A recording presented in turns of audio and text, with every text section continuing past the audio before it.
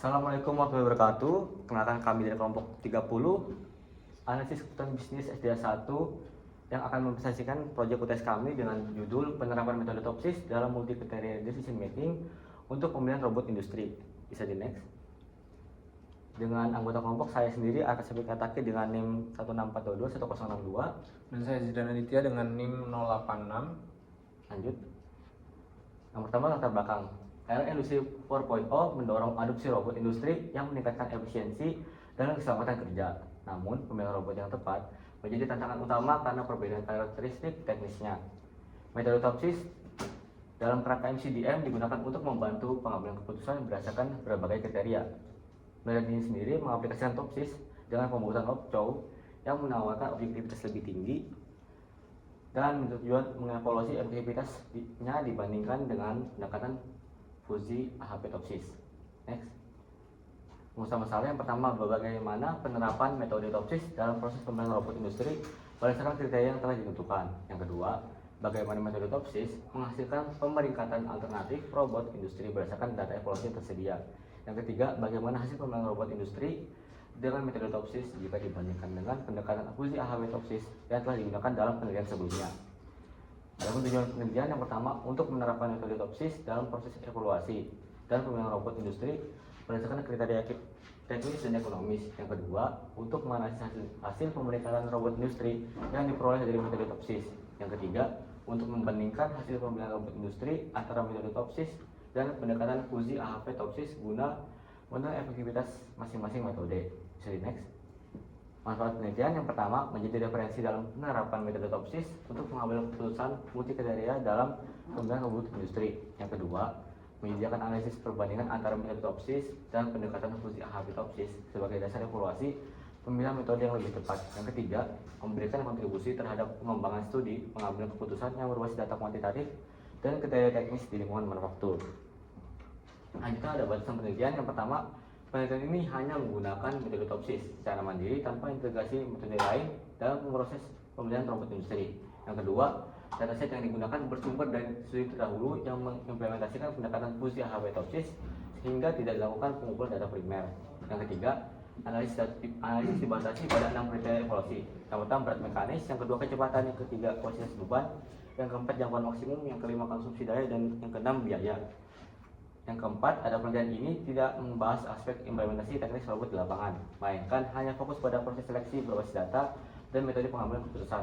Yang kelima, hasil yang diperoleh tidak diuji dalam skenario manufaktur nyata, melainkan sebagai simulasi evaluatif berdasarkan data sekunder.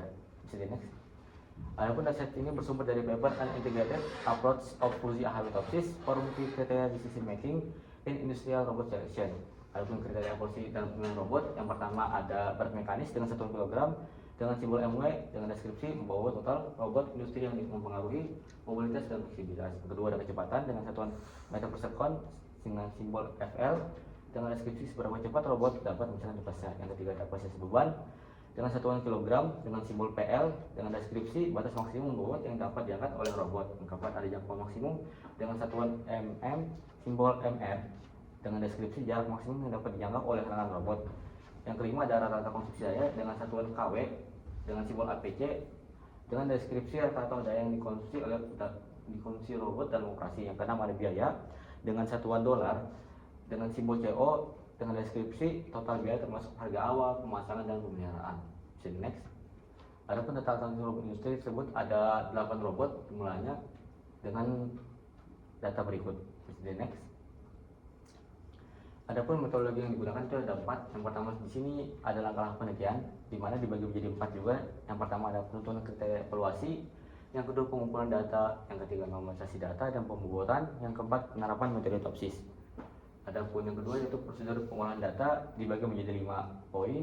Yang pertama ada matriks keputusan, yang kedua normalisasi matriks keputusan, yang ketiga pembuatan kriteria, yang keempat penghitungan jarak ke solusi ideal, yang kelima pemeringkatan alternatif. Bisa di next. Yang ketiga itu ada poin evaluasi hasil dengan dibagi menjadi 4 bagian, yaitu ada perbandingan dengan hasil penelitian sebelumnya yaitu fusi AHP TOPSIS. Yang kedua ada normalisasi matriks keputusan. Yang ketiga ada validasi hasil dengan evaluasi sensitivitas. Yang keempat ada evaluasi kualitas alternatif robot berdasarkan kriteria teknis, biaya operasional dan fleksibilitas untuk memilih alternatif terbaik. Yang terakhir itu ada analisis hasil. Dibagi menjadi dua. Yang pertama ada analisis perbandingan dengan studi dahulu, yaitu membandingkan hasil topsis yang kami kerjakan dengan fungsi analisis topsis dari penelitian sebelumnya. Yang kedua ada implikasi hasil pemilihan robot, di mana kita menganalisis implikasi praktis dan strategis dari pemilihan robot, termasuk biaya, kinerja, dan kemampuan adaptasi robot dalam produksi. Next. Selanjutnya sebelum melakukan pembuatan nilai preferensi dengan metode Topsis, kita pertama-tama harus menggunakan bobot, di mana bobot ini dapat ditentukan menggunakan dua hal, yakni pertama dengan objektif dan subjektif. Ketika kita ingin mencari atau memiliki kriteria khusus, kita dapat menggunakan bobot yang subjektif, yang dimana bobot tersebut ditentukan oleh perseorangan yang terlibat dalam proyek tersebut. Lalu yang kedua, ini kita dapat menggunakan bobot objektif, salah satunya ini dengan bobot Lobchow, di mana kita dapat menggunakan perhitungan secara objektif dengan menskalakan nilai-nilai yang berbeda menjadi satu satuan yang sama. Dari tabel di atas kita bisa lihat ini merupakan hasil dari perhitungan bobot, yang mana perhitungan terbagi menjadi dua, yakni kriteria benefit dan cost. Kriteria benefit sendiri terdiri dari MW, VL, PL, MR, dan APC, yang mana kriteria benefit ini adalah kriteria yang dapat dikeluarkan oleh robot tersebut atau merupakan fitur utama dari robot. Dan yang kedua yakni kriteria cost, di mana kriteria cost sendiri adalah harga yang harus dibayarkan oleh perusahaan untuk menggunakan robot tersebut. Yakni dalam perhitungan kriteria benefit dan cost sendiri kita juga menggunakan perhitungan seperti ini. Untuk kriteria benefit didapatkan dengan membagi nilai sampel dari alternatif yang sudah dikurangkan nilai minimum pada kriteria dengan nilai range dari kriteria tersebut. Sementara itu, ketika kita ingin mencari nilai untuk kriteria cost, kita tetap membagi dengan hasil range kriteria cost tersebut.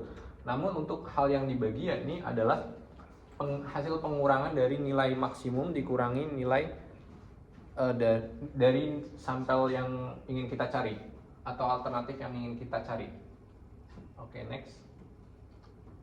Lalu ini adalah perhitungan Lobchow selanjutnya. Ketika kita sudah menemukan normalisasi matriks, kita dapat mencari standar deviasi, yang mana standar deviasi bisa dapat dengan mengakarkan sigma n kuadrat setiap alternatif dan didapatkan seperti ini.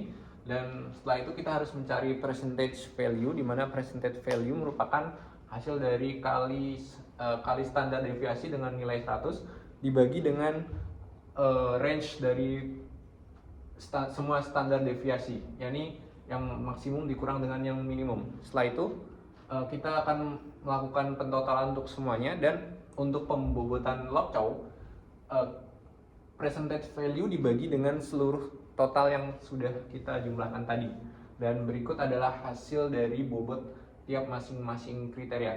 Bisa dilanjut.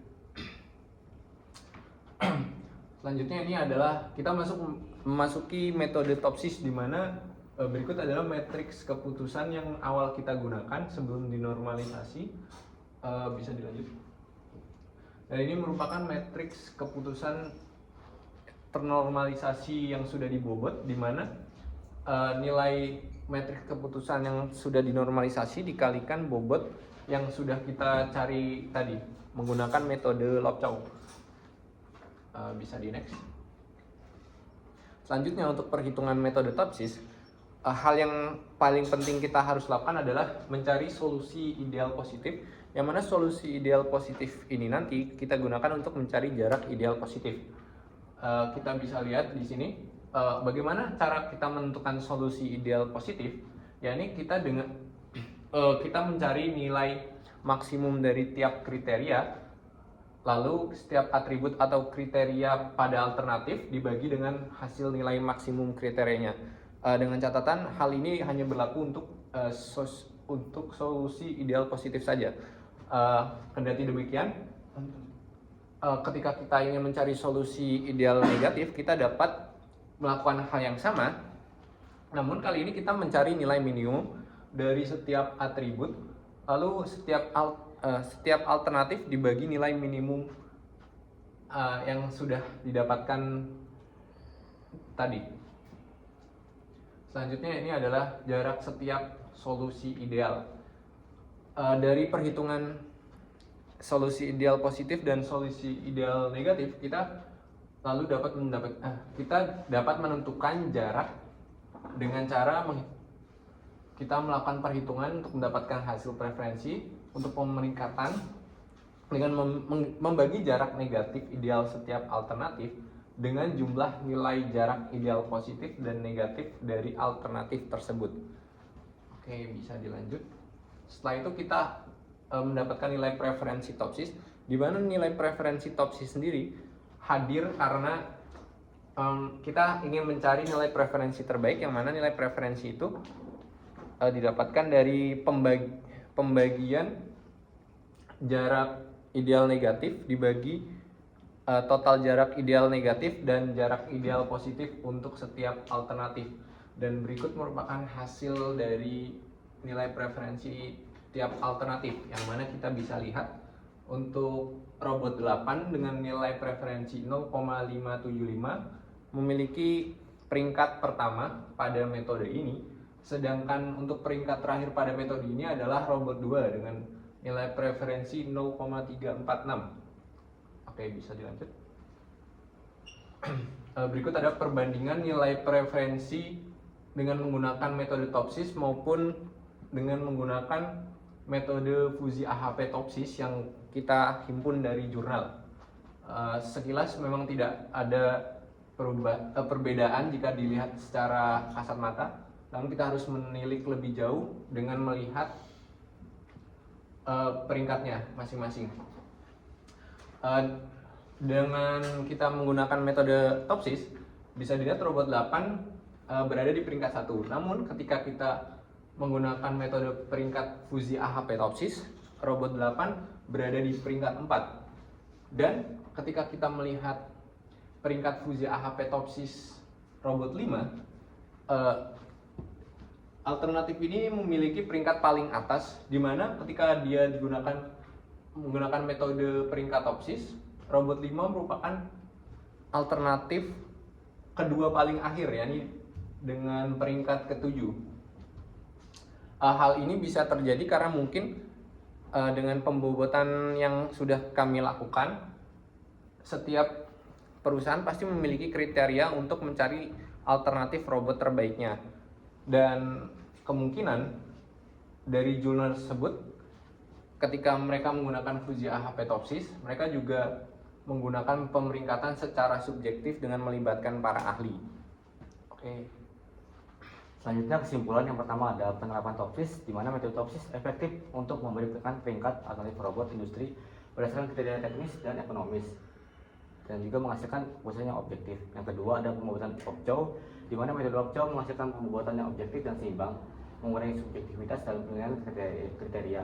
Yang ketiga ada perbandingan dengan fusi AHP topsis, di mana terdapat perbedaan pemeringkatan antara topsis dan fusi AHP topsis, di mana topsis lebih objektif, sementara fusi AHP topsis mempertimbangkan faktor subjektif. Yang terakhir ada implikasi praktis. Untuk sarannya ini, ketika Anda memiliki sebuah perusahaan, maka kemungkinan besar perusahaan ini menggunakan para ahli untuk menentukan kriteria terbaik mana dari semua alternatif yang dapat digunakan perusahaan tersebut, tergantung kebutuhan dari masing-masing perusahaan. Dan hal ini tampak lebih subjektif daripada penggunaan metode yang sudah ada di beberapa studi literatur. Contohnya metode Lobchow. Menggunakan metode Lobchow sendiri merupakan pencarian bobot yang menggunakan perhitungan secara objektif dan kemungkinan tidak digunakan. Namun kita tidak bisa menutup kemungkinan juga untuk para mahasiswa yang ingin mencari alternatif robot dengan menggunakan pembobotan, menggunakan metode ini karena tampak lebih objektif dan tidak bias. Terima kasih. Sekian dari presentasi kelompok kami. Assalamualaikum.